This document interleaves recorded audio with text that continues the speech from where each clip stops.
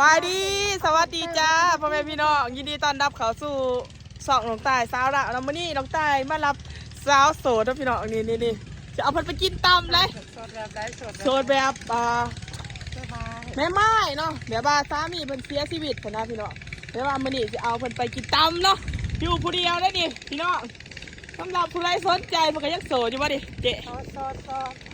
โสดสนิทได้บ่ดินี่เนาะนี่เนาะเจ๊ชื่อยังชื่อแก้วนะพี่น้องนี่มื้อนี้น้องต้าใส่เพิ่นพาไปรีวิวครัวนะพี่น้องครัวหวานเพิ่นไปไปรีวิวครัวก่อนโอเคพี่น้องนี่พี่น้องมื้อนี้ก็อันนี้บอลเขาสิเฮ็ดหยังซูนตลาดนัดไปตลาดนัดบ้านตลาดเนาะเพิ่นก็ได้ก็สิเปิดนี่เขาเปิดมืออะไรเดี๋ยวซื้อมาเห็ดฐานเพออยู่นี่บ่เนาะซูนเนาะมาเห็ดฐานเพออยู่นี่ใช่ปะขายดีบ่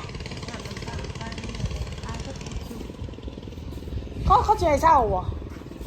เขาเห็นเป็นคนเศร้าเลยบ่ท่านมีไผมาเศร้าบ่สีเศร้าน้ำไผคันเท่าเศร้านี่เศร้าพ่อบาไผพอวะเดี๋ยวซูนได้ก็ไปหาเลยนะ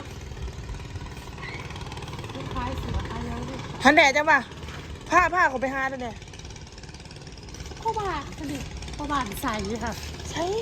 พ่อบาใส่กระสิเนี่ยอีสานนี่เนาะพี่น้องบ่นี่คือบอลตลาดเดี๋ยวสิไปถามประวัติเพิ่นเบิ่งว่าเพิ่นใส่เศร้าแบบใดขายเครื่องขายเสือฟ้าขายลำปอขายลำปางเขาเรียกว่าเป็นตลาดนัดเนาะตลาดนัดเนี่ยเขาเป็นคนมาขายของนี่เนาะพี่น้อง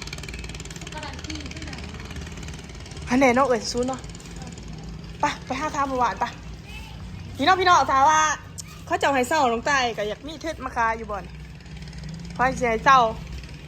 ปากส่งซุปเปอร์แตงมาเลยนะซุปเปอร์เสือโอ้มาจะขายบักทั่วบ่ค่ะสิซื้อบักทั่วบ่ค่ะ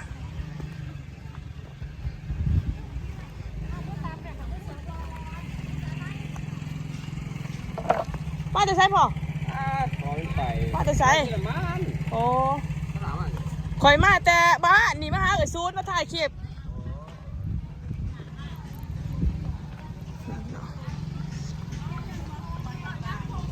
นี่เนาะเพื่อนเพิ่นเนาะบ้านเจศูนย์เพิ่นใส่ไปขายบักทั่วมาซื้อซอยมางามเปิดขายบักทั่วได้ดิมาสิอุดหนุนซอยมาแฮ่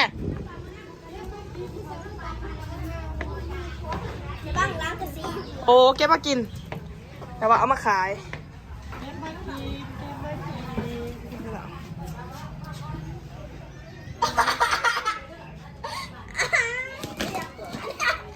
คือพ่อแป้งไปขายกับซูนไปพ่อ15ไปขายอยู่บ้านแม่แก๊สถึงข้าวเดียวกับขายได้ไปบ่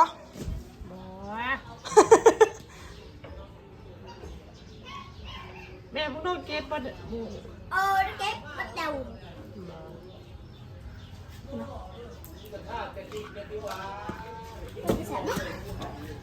ไปที่ไปกินตำเพราะมันจะคำไปป้าถามพี่จะไปจับเธอไปที่น่ะว่าไว้ที่หมักถั่วนะห้า10,000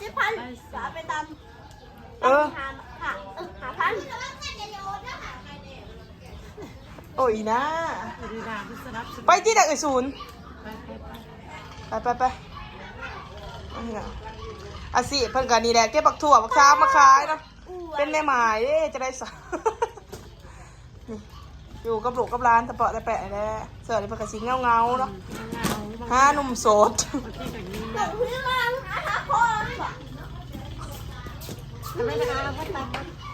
ว้าวเอาไปขายด้วยว่าได้ขายเก็บมาตามแต่เดี๋ยวว่าเด็ดขอบใจจ้ะไปดิ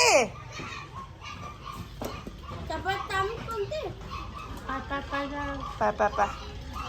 นี่นะพี่น้องเพิ่นให้บักทั่วมาตำโอ้ยขอบใจร้ายเลยเจ๊คอยอะไรพัวไปไว้เนาะไหนก็สิเป็นด้านซ้ายก่อนเฮ้ยเอาไหมมันตกเอาอันนี้อ่ะ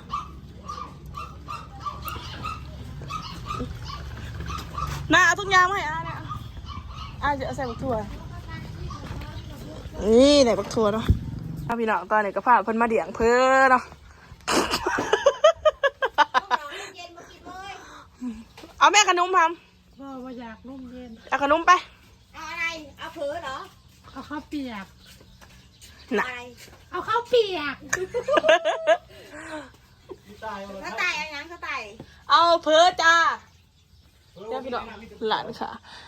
หลานค่ะอยู่แถวหวานเนาะ ตายไปถ่ายเอาเลยที่บางคนหมอนี่ตัวไข่นะถ้าถ่ายเอานุ่มเนี้ยเลยตายส่งให้แน่ ส้มยำนี่เนาะพี่น้องมันคล้ายนมคล้ายหนามเนาะมากับเจมันนี่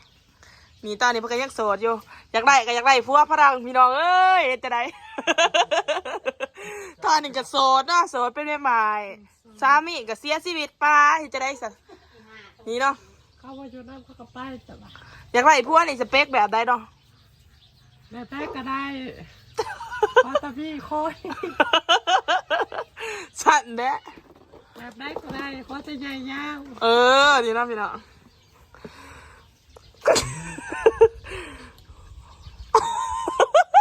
เป็นมากับร้านนะพี่น้องเอาร้านมานอนนับคิวผู้เดียวกับยานพี่ดอกปัวเป็นมาดีนะเพิ่นมากิน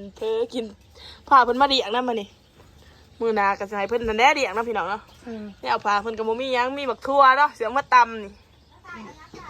เอาเพ้อ สีเดียงคืนวะเนี่ย เพิ่นได้ผัวเพิ่นมาสีเลี้ยงขึ้นเนาะแต่ว่าผู้ใดอยากเลี้ยงก็สามารถโอนเงินมาให้เพิ่นไหลเนาะ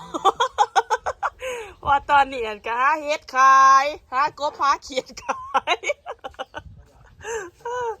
นี่เนาะสเปคพลังแล้วเนี่ยดิพี่น้องเอ้ยบอกภาษาเป็นอยู่ป่ะเนี่ยเจ๊ ไอ้สันโด โนไล่ตะโนนะ ไป พี่น้ แม่ อง ดอกซีนไปแม่เจ้าเสียดอก ไปแม่ เอาอย่างไปเอาขนมกันยังไปเอาจะได้ก็เอา โอ้จะซื้อตู้อันนี้เท่าไหร่วะ 10 ปลายละ ก็อยากไหลดิอยากไหลมาเปิดฮะอันนั้นนะคล้ายหมูกระทะ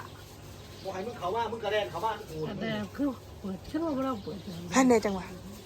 เปิดซะแบ ได้ บ ก็เอาเลยแล้ว 2 ตัว 3 ตัว ได้ก็เอาเลยแล้ว บ่มีเงิน ลงมาไอ้ไว้ลงมา นี่น้องต้าอยากได้ตู้แบบนี้เด้อพี่น้องไว้ใจดีซื้อให้นะเด้อ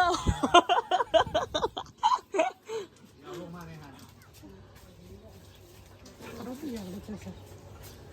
10 ปลายเท่าไหร่ล่ะ มาไว้อาบน้ำมันทำแบบไว้ลงมาไว้ 20,000 ปลายเนาะก็ มึงอย่าถีสอได้กว่าจะต้องมีถีโลนตีอยู่นี่ นี่เราพี่น้องตอนนี้ก็มาหอเทือนน่ะก็อีแม่1 พักขาเนาะเมนูมื้อนี้ก็1 พักพี่น้อง1 พักตำแจ่วเนาะอาหารบ้านๆนี่แหละบรรยากาศอยู่นะนี่ก็สิเป็นแก๊สเนาะอยู่นะพี่น้องตอนนี้ก็มืดอ่ะนี่โอเคพี่น้องสำหรับคลิปนี้ก็สิจบเพียงสมีเด้อพอกันใหม่คลิปหน้าฝากกดไลค์กดแชร์กดติดตามเพื่อเป็นกำลังใจให้น้องตาในเด้อขอบใจขอบคุณในไลน์ที่เขามาหับส้มเนาะผากเมืองโฆษณาน้องตาในเด้อพี่น้องพอกันใหม่คลิปหน้าจ้าบ๊ายบาย